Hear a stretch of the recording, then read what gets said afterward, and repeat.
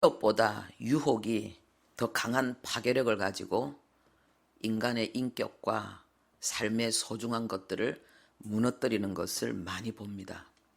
이것은 교회뿐만 아니라 성도뿐만 아니라 세상에서도 동일하게 이루어지고 있는 일입니다. 우리가 뉴스를 보면은 굉장한 성공의 위치에 있는 사람들이 미투 사건을 통해서 하루아침에 몰락하고 추락하는 것을 보게 됩니다. 일생에 공든 탑이 유혹을 이겨내지 못해서 한순간에 다 무너져 버리는 것을 우리는 많이 봅니다. 그래서 우리는 정말 깨달아야 됩니다. 골리앗보다 밧세바가 더 강하다. 골리앗을 이기는 승리도 대단한 승리이지만은 밧세바를 이기고 다스릴 수 있는 승리는 더 위대한 승리다라는 것을 우리가 깨달아야 됩니다. 다윗도 예외는 아니었습니다. 다윗이 누굽니까? 하나님 마음에 합한 자라고 하나님께 인정을 받은 자입니다. 하루 이틀도 아니고 한 번, 두 번도 아니고 오랜 세월을 하나님과 친밀하게 지냈고 하나님의 음성을 들었고 하나님의 축복을 누렸고 그리고 수많은 위기 속에서 하나님의 초자연적인 돌보심을 받아서 왕이 된 다윗입니다. 얼마나 하나님을 사랑했는지, 하나님을 위한 사랑이 얼마나 뜨겁고 간절했는지, 다윗은 왕이 되는 것보다, 전쟁에 승리하는 것보다 하나님을 기쁘시게 하고 하나님의 임재 속에서 행복을 누리는 것을 더 원했던 다윗입니다. 그런데 그 다윗도 예외가 아니었습니다. 다윗도 골리앗은 거뜬히 이겨냈지만은 밧세바는 이겨내지 못했습니다.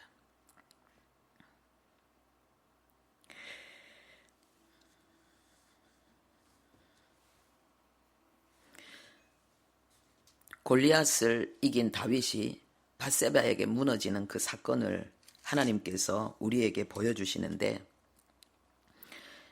2절부터 그 내용이 시작되어지는데 1절이 바로 그 위에 있습니다. 왜 그럴까요? 관계가 있다는 것입니다. 무슨 일입니까? 이제는 전쟁을 하는 데 있어서 다윗의 군대가 다윗의 도움 없이도 다윗이 함께 하지 않아도 거뜬히 이겨낼 수 있는 그러한 상황까지 왔다는 것입니다. 또 우리가 지금 11장을 사무엘하 11장을 보고 있는데요. 그 앞에 내용들 이 사무엘하가 31장까지 있는데 사무엘하 31장은 사울과 요나단의 죽음입니다.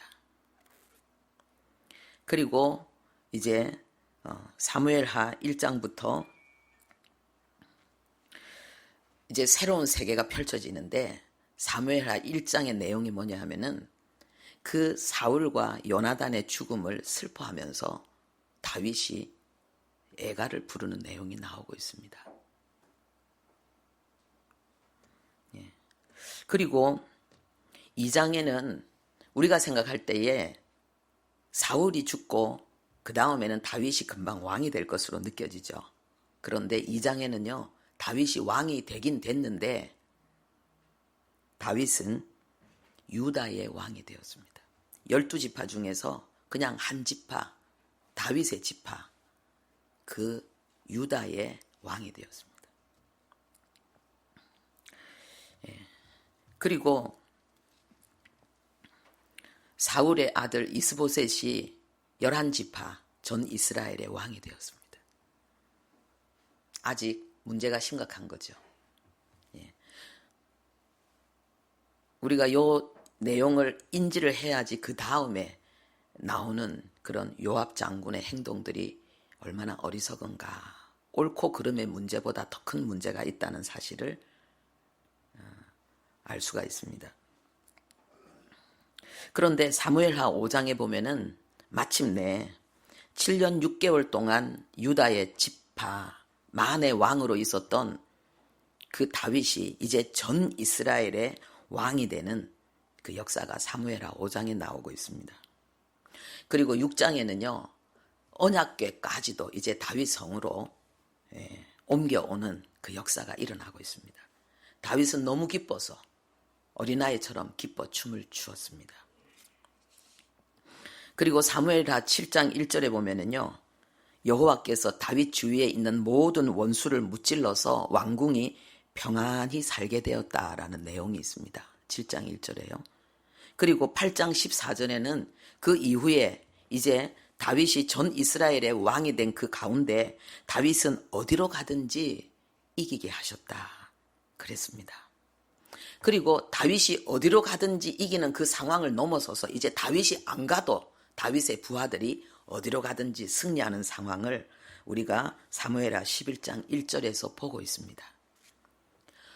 모든 전쟁이 끝나고 모든 원수가 다 굴복하고 자기가 꿈꾸고 원했던 모든 소원이 다 이루어져서 나는 평안하다, 평안하다, 행복하다, 행복하다 하는 그 시간에, 그 순간에 다윗은 밧세바로 인해서 넘어지게 됩니다.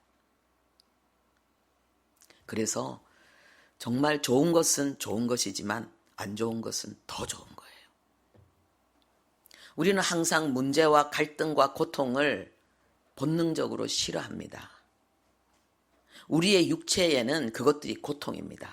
그러나 그 고통과 문제와 아픔들이 우리의 영혼에는 양약이 되고 유익이 된다는 것을 하나님은 언제나 말씀하고 있습니다. 아멘이 적네요. 정말 하나님께 버림받고 싶지 않고 하나님을 위해 살고 싶고 그리고 하나님의 형상을 나타내고 싶으면 우리는 고난이 유익이라는 이 진리를 사랑해야 됩니다.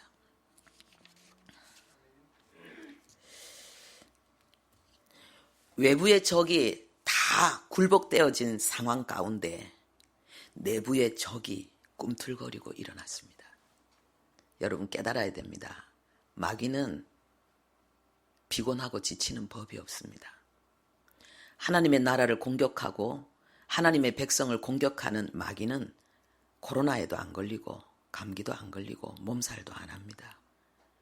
아, 휴가 좀 가자 이런 거 없습니다.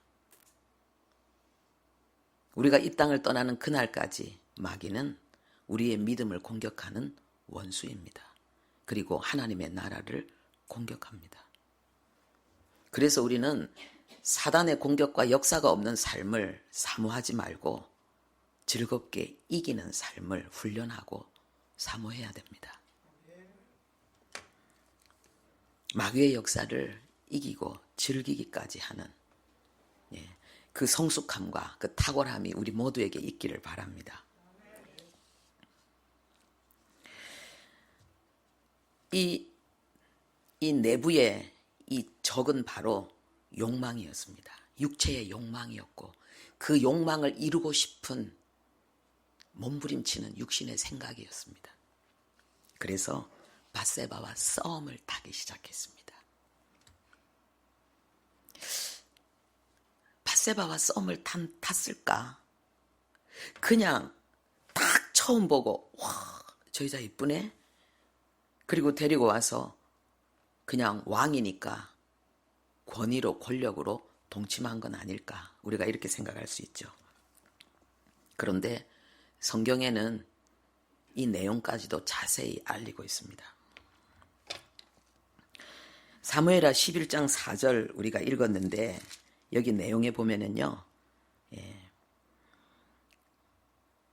그 여자와 더불어서 다윗이 동침하매 그랬습니다. 이때 이 동침하매라는 이 단어의 문법이 즉시 동침했다는 거예요.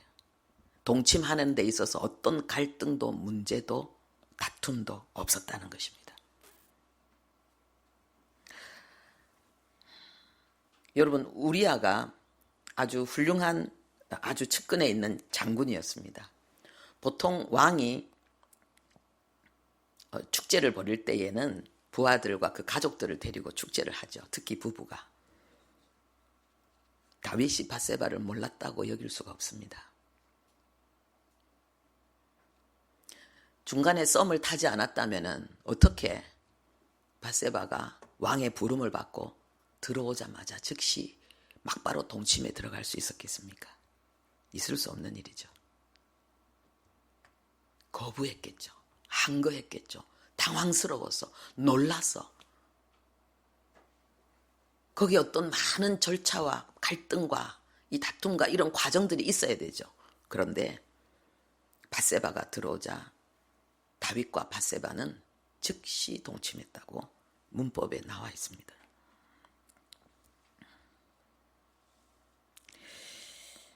이 신명기 22장에 보면은요, 이 처녀가 들에서 강간을 당하면 그 처녀를 강간하는 남자를 죽이라 그랬습니다.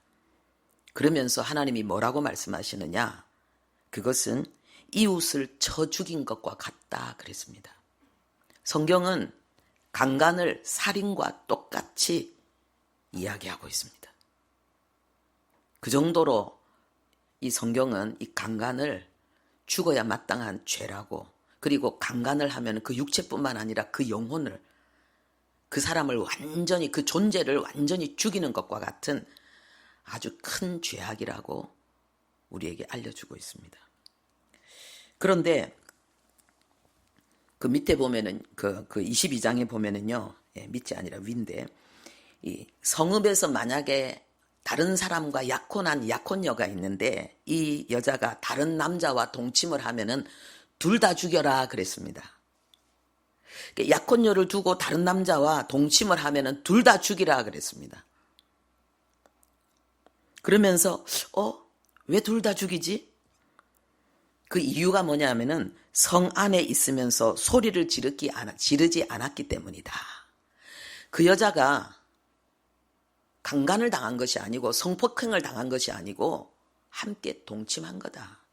만약에 강간을 당했다면, 성폭행을 당했다면 소리를 질렀을 텐데, 그래서 주변 사람들이 도와줬을 텐데 소리를 지르지 않았다는 것은 동침했다는 것이다. 그렇기 때문에 둘 다 죽여라. 성경은 이렇게 말하고 있습니다. 밧세바는 소리 안 질렀어요. 다윗이 밧세바와 동침하는데 어떤 어려움도 없었습니다. 그래서 썸을 탔다는 것을 우리가 합리적으로 추측해 볼 수 있습니다.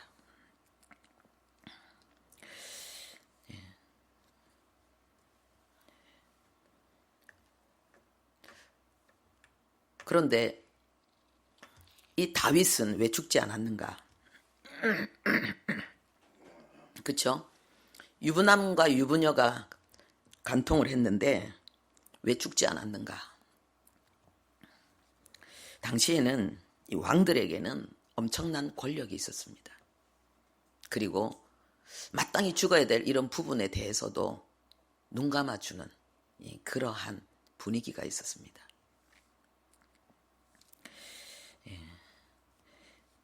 그런데 하나님은 눈 감아주지 않았죠.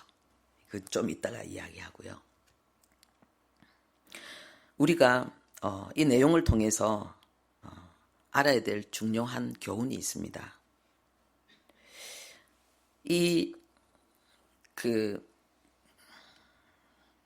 다윗이 이 밧세바를 범하는 것을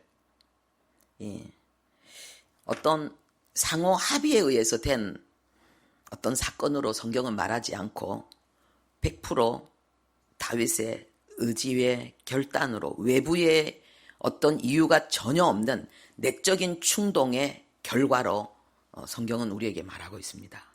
문법에 그 내용이 나와 있습니다.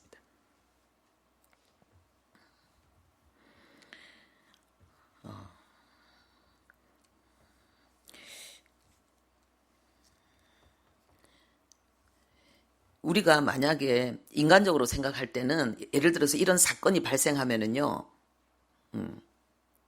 누구 잘못을 따질 때에 그런 이야기 하잖아요. 아유, 여자가 얼마나 꼬리를 쳤으면, 그죠? 그런 다윗까지도 넘어갈 수 있었겠느냐. 야, 밧세바 대단한 여자다. 우리가 이렇게 생각하면서 다윗에 대해서 뭔가 이렇게 그 책임을 좀 덜 주고 싶은, 책임을 덜 묻고 싶은 그러한 생각들이 우리에게 있잖아요. 하나님은 이 밧세바와 동침한 이 일에 대해서 100% 다윗의 책임을 말씀하고 있습니다. 다윗이 외부의 유혹과 영향에 의해서가 아니라 밧세바가 아무리 아름다운 여인이었고 그리고 유혹이 되었다 할지라도 하나님은 그것을 문제 삼은 것이 아니라 100% 다윗의 내면의 내적인 욕망에 의해서 일어난 사건이다. 하나님은 이렇게 말씀하고 있습니다. 그래서 여기에 대한 책임이 100% 다윗에게 있다고 말씀하십니다.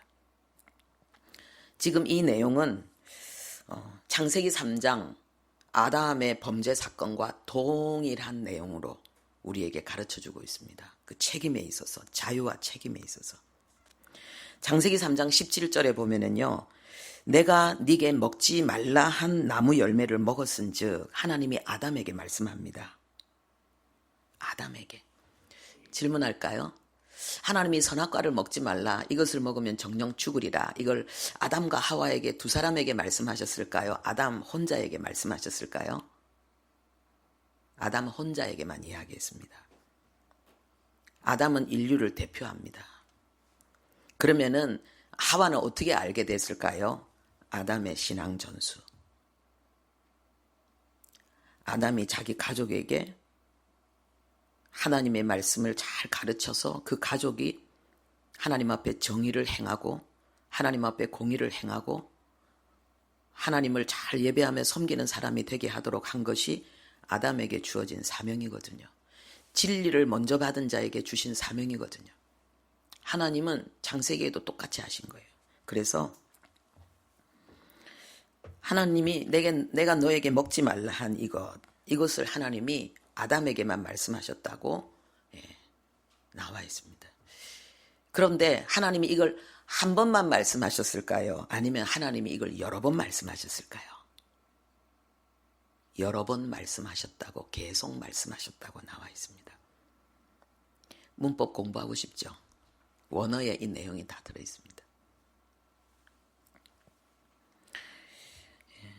그런데 내가 너에게 그렇게 먹지 말라 한 나무를 네가 먹었다. 네가 먹었은즉 했을 때에 우리가 알고 있는 것은 옛뱀 곧 마귀라고도 하고 사탄이라고도 하는 자가 하와를 유혹해서 하와가 먹고 하와가 아담을 유혹해서 아담까지 먹었잖아요. 그렇죠? 우리가 이렇게 알고 있잖아요. 그래서 여자가 문제야 막 이런 거예요. 여자 말 안 듣는 남자 없다니까 우리가 이렇게 생각하잖아요. 일반적으로. 근데 하나님은 그렇게 말씀하고 있지 않습니다. 네가 먹었다는 거예요. 외부의 영향력은 제로. 네가 결정했다는 거예요. 네가 선택했다는 거예요. 아담 너에게 100% 책임이 있다는 거예요. 100% 너의 의지로 외부의 영향 제로 상태에서 너는 이 선악과를 먹었다. 하나님이 이렇게 말씀하고 있습니다. 다윗이 밧세바를 동침한 것도 바로 100% 다윗의 내적인 유혹과 충동의 결과였고요. 아담이 선악과를 먹은 것도 동일하게 100% 아담의 내적인 그런 욕망, 욕심, 그리고 불순종과 반항의 결과였다고 성경은 말하고 있습니다. 왜 그렇습니까? 아담은 대표자이고 신앙 전수에 실패한 모든 책임이 누구에게 있다? 아담에게 있다는 것입니다. 그리고 우리 인간은 특수한 피조물입니다. 우리 인간은 특수한 피조물입니다. 다른 피조물과는 다릅니다. 진화론에 의해서 저절로 우리 안에 되어진 어떤 결과로 우리가 고등동물이 된 것이 아닙니다. 인간은 하나님의 창조부터가 완전히 구별되어집니다. 인간에게 있는 존귀함, 동물처럼 인간을 먹으면 안 되는 그 이유는 인간은 존엄하기 때문에, 그 존엄함이 인간이 다른 동물보다 더 탁월하고 더 유능하고 더 똑똑하기 때문이 아니라 우리 인간은 하나님의 영을 가진 하나님의 형상으로 지음받은 존재라는 거예요. 하나님의 신성, 모든 피조물에게 하나님의 신성을 주셨지만 인간에게만 하나님이 특별하게 주신 것이 있습니다. 그것은 뭐냐? 우리 인간에게는 하나님의 생명을 주셨어요. 하나님의 형상을 우리에게 주셨다는 거지요. 그렇잖아요. 개의 생명을 가지고 있으면 개의 모습이 되는 거예요. 독수리의 생명을 가지고 있기 때문에 독수리가 되어서 하늘을 나는 거예요. 우리를 하나님의 형상이 되게 하기 위해서 하나님은 우리에게 하나님의 생명을 주신 거예요. 그리고 이 하나님의 형상은 무엇을 이야기하는가? 이 우리의 외적인 몸을 이야기하는 것이 아니고 하나님의 성품. 하나님의 성품. 그리고 하나님의 중요한 특성들을 이야기하고 있는 것입니다. 그게 뭡니까? 사랑, 정의, 자비, 진실, 지혜, 지식, 경건, 거룩, 능력, 권위, 의지, 자유.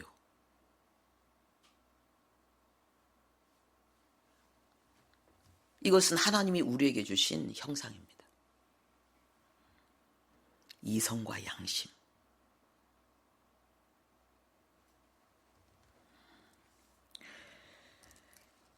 그래서 우리에게는 다른 피조물과 다른 특별한 특권을 우리에게 하나님이 주셨기 때문에, 그래서 우리는 특수한 피조물이기 때문에 우리에게는 거기에 합당한 책임과 의무도 있습니다.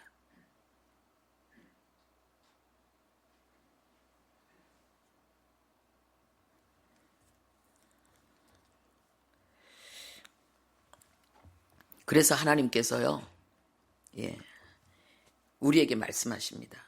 외적인 유혹이 아무리 강렬했다 할지라도 우리는 그것을 거부할 수 있는 힘이 우리 안에 있다는 거예요.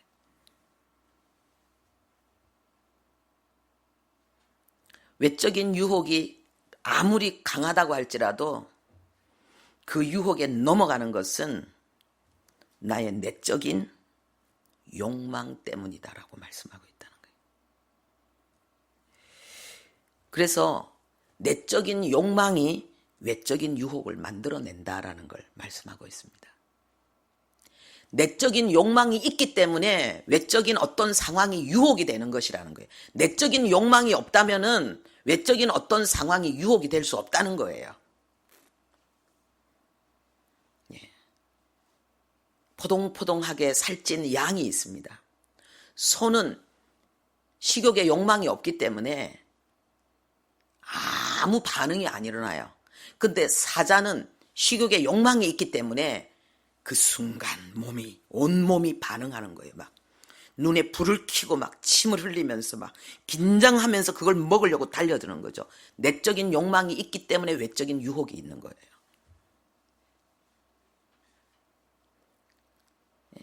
푸른 풀이 바람에 산들산들 바람에 이렇게 흔들릴 때에 사자는 몸에 아무 느낌이 없어요. 그냥 뒹굴어요.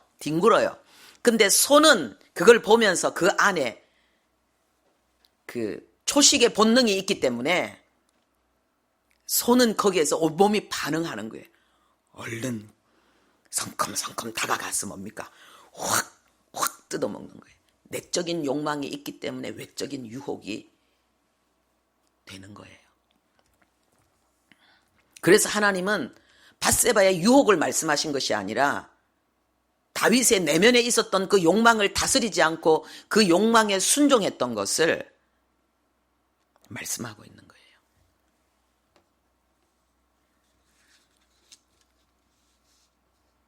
우리는 어떤 상황과 어떤 문제가 생기면은 자꾸만 이렇게 했기 때문에 저렇게 했기 때문에 이런 상황이기 때문에 저런 상황이기 때문에 이야기를 하고 있는데 하나님은 0.1%도 그것을 인정하지 않습니다.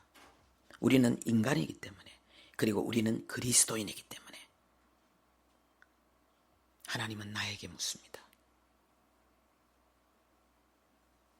네 마음이 어떠했느냐? 네 마음이 어떠했느냐?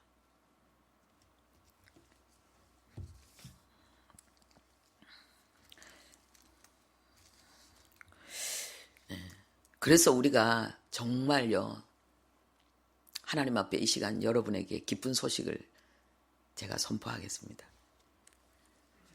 지금까지 들은 얘기로는 되게 부담이 될 수, 뭔가 좀 되게 무겁죠?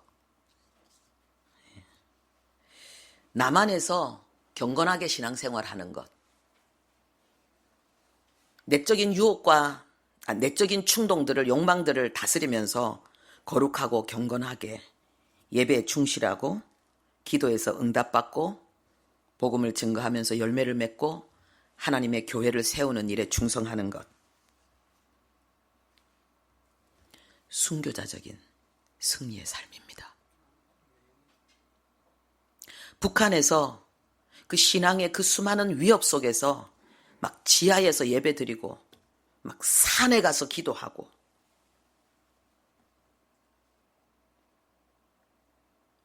찬송하고 싶은데 소리를 못 내가지고 속으로 막 찬송하고 막 속으로 기도하니까 막 몸을 비틀면서 이불을 뒤집어 쓰고 입을 막 틀어막으면서 하나님 앞에 막 찬송하고 기도하니까 10년, 20년, 30년을 그렇게 기도하다 보니까 그 기도의 자리가 패여버리는 그 하나님의 사람들, 북한의 하나님의 사람들. 여러분들은 텔레비의 유혹을 이기고 게임의 유혹을 이기고 상과들로 마음껏 막 즐기는 그런 여행의 그런 달콤함의 유혹을 이기고 친구들과 짜릿하게 노는 유혹을 이기고 여러분들이 이 시간 나와서 하나님 앞에 경건하게 거룩하게 예배하는 것, 동일한 승리입니다.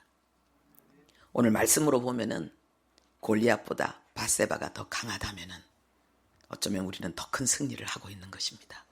할렐루야. 감사합시다. 우리에게 이런 승리를 주신 하나님께 우리 감사의 박수를 올려드립시다.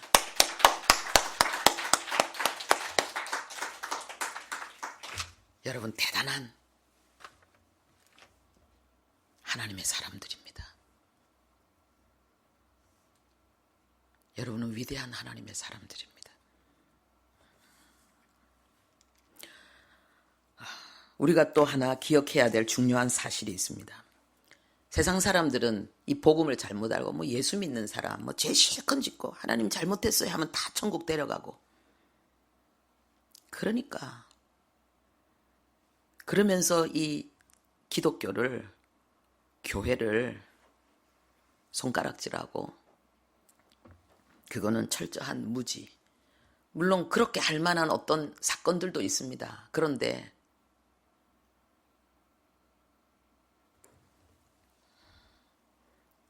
훨씬 더 많은 하나님의 사람들이 거룩하고 경건하고 충성되게 사회에 헌신하고 그리고 대한민국을 굳건히 세우는데 이바지하고 있습니다. 그리고 하나님은 반드시 죄를 지적하시고 죄를 처벌하십니다. 그것은 세상과 교회를 향해서 동일합니다. 그리고 현세와 내세에서 동일합니다. 로마서 1장 18절에 하나님의 진노가 불의로 진리를 막는 사람들의 모든 경건하지 않음과 불의에 대하여 하늘로부터 나타나나니 그랬습니다. 하나님의 진노가 있다는 거예요. 경건하지 않는 삶에 대해서, 불의에 대해서 하나님의 진노가 있다는 것입니다. 하늘로부터 임할 거라는 거예요. 나타난다는 것입니다. 현실화되어진다는 것입니다. 믿는 자들이나 믿지 않는 자들에게 하나님의 진노는, 경건하지 않은 것과 불의에 대한 하나님의 진노는 일어납니다.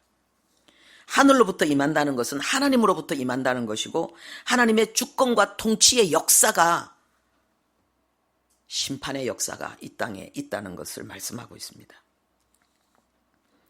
그러면서 로마서 2장에는 말하고 있습니다. 네가 하나님의 심판을 피할 줄로 생각하느냐? 하나님이 지금 길이 참고 하나님의 인자하심으로 너의 백에 베푸는 그 긍휼하심이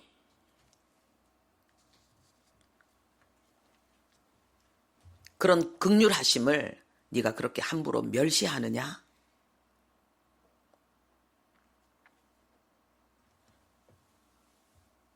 하나님의 심판이 임하는 그 날, 그 때를 향해서 너는 하나님의 진노를 쌓고 있을 뿐이다. 이렇게 말씀하고 있습니다.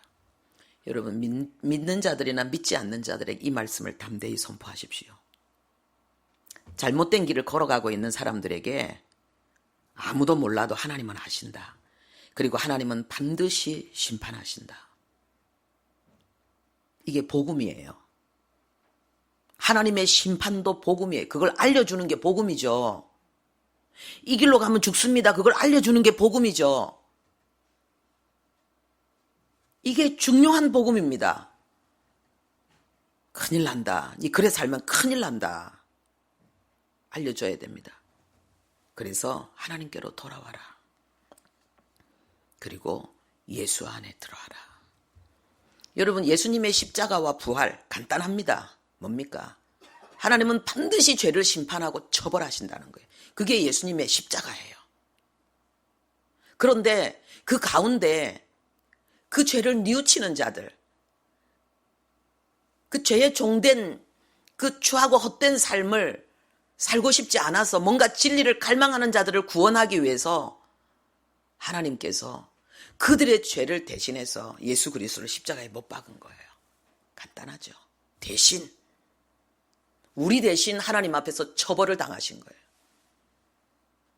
그리고는 우리에게는 용서를 허락하시고. 부활 뭡니까? 하나님이 하셨다는 거예요. 하나님이 하셨다는 거예요. 사무엘하 우리가 12장 그 뒤에요. 1절부터 6절까지 우리 함께 읽겠습니다. 여호와께서 나단을 다윗에게 보내시니 그가 다윗에게 가서 그에게 이르되 한 성읍에 두 사람이 있는데 한 사람은 부하고 한 사람은 가난하니 그 부한 사람은 양과 염소가 심히 많으나 가난한 사람은 아무것도 없고 자기가 사서 기르는 작은 암양 새끼 한 마리뿐이라. 그 암양 새끼는 그와 그의 자식과 함께 자라며 그가 먹는 것을 먹으며 그의 잔으로 마시며 그의 품에 누움으로 그에게는 딸처럼 되었거늘 어떤 행인이 그 부자에게 오매 부자가 자기에게 온 행인을 위하여 자기의 양과 소를 아껴 잡지 아니하고 가난한 사람의 양 새끼를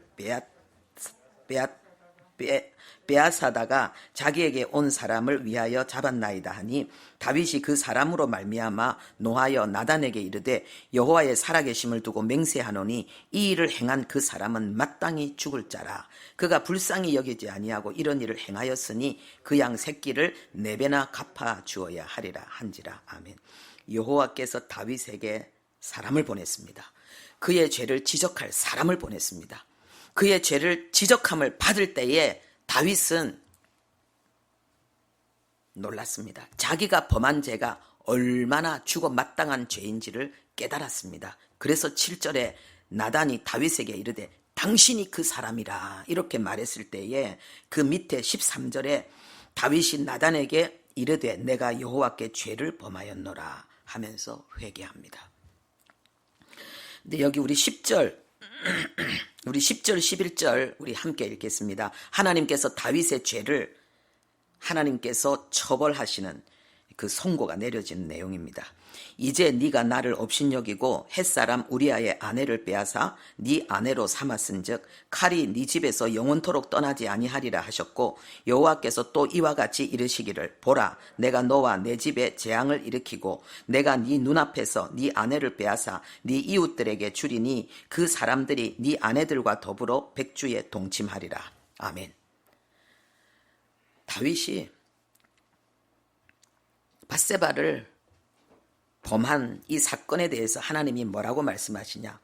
네가 밧세바를 음란하게 취하였지 라고 말씀하시는 것보다 네가 나를 업신여겼어. 네가 나를 가볍게 여기고 네가 내 한 말을 가볍게 여기고 네가 내가 한 말을 나의 명령을 나의 율법을 무시하고 네가 정욕의 포로가 되어져서 죄에 굴복했지. 하나님 이렇게. 그러니까 우리가 어떤 잘못을 범하느냐, 어떤 이것을 생각하기 이전에 그 행동을 하는 내 마음이 하나님 앞에서 내가 어떤 태도를 가지고 있는지, 이걸 하나님이 지금 우리에게 알리시는 거예요. 내가 밧세바를 범했다, 단순히 요거 하나만 생각하는 것이 아니라 그 이면은 뭐냐, 내가 하나님을 업신여겼다는 거예요.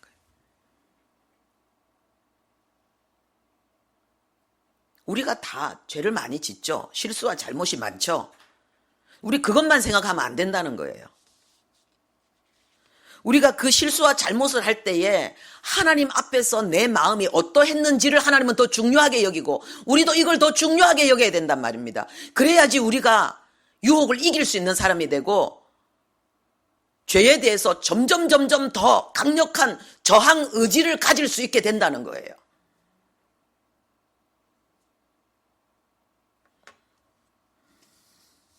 네가 나를 업신여겼다는 거예요.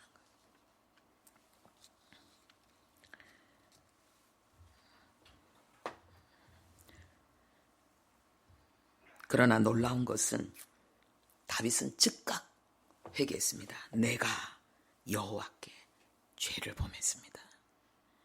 내가 하나님을 업신여기고 내가 내 육신의 욕망에 예배하는 자가 되었습니다. 내가 하나님을 예배하지 않고 하나님께 드려야 될 예배를 내가 사람의 아름다움을 예배하는 걸로 바꿨습니다. 내가 죄를 지었습니다. 굴복했습니다. 그러니까 하나님 말씀하시잖아요. 13절에 여호와께서도 당신의 죄를 용서하셨습니다. 그래서 당신은 죽지 않을 것입니다. 이 말은 뭡니까? 네가 회개하지 않았다면 넌 죽었다는 거예요. 세상 사람들은 왕이니까 그 시대의 문화가, 그 시대의 의식이, 관례가 있으니까 눈 감아주는데, 하나님은 너는 죽었다. 그런데 하나님이 회개했기 때문에 너 살려주겠다. 그런데 네 아들은 죽는다. 그 잉태로 인해, 그 간음으로 인해서 잉태한 이 아이는 죽는다. 어떤 사람은 이렇게 이야기합니다. 그럼 그 아이 너무 불쌍하지 않는가? 하나님은 다윗을 책망하고 다윗을 벌 주는 건 좋은데 차라리 다윗을 불구자로 만들던지, 그렇죠? 어떻게 그 아이의 생명을 죽는 그 일을 하시는가?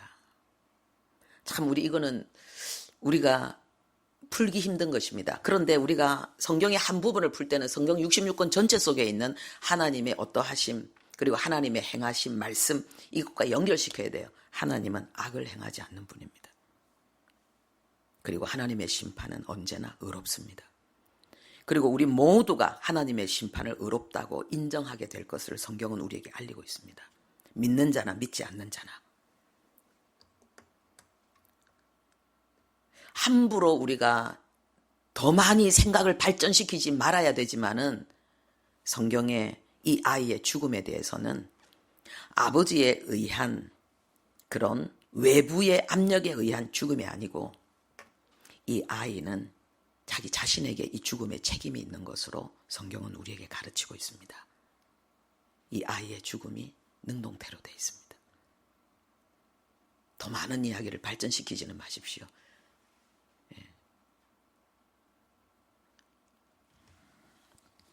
오늘 우리가 골리앗을 죽였다고 큰 소리 치면 안 됩니다. 내가 밧세바를 다스리지 못하면 우리는 소중한 것을 잃어버릴 수가 있습니다. 우리는 조심해야 됩니다. 하나님이 우리에게 다스리고 지배하고 정복하라고 했습니다. 우리는 골리앗을 정복해야 됩니다. 우리의 두려움과 그러한 공포를 우리는 이기고 믿음의 길을 걸어가야 됩니다. 그러나 우리는 밧세바를 다스려야 됩니다. 밧세바 입장에서는 얼마나 다윗이 흠모할 만한 멋진 남성이었겠습니까? 요나단도 다윗을 생명처럼 사랑했는데, 그러나 우리의 사랑은 항상 그 관 속을 흐르는 물처럼 가야 될 길이 있는 거예요. 저수지에서 물이 흘러와서 수도 꼭지를 통해서 이렇게 필요할 때마다 틀면은 나오고 잠그면은 멈추어야만이 그것이 생활 용수가 되고 생명수가 되지. 똑같은 물이지만은 그 관이 터져버려서 엉뚱한 데로 나가면 그거는 재해가 되는 거예요.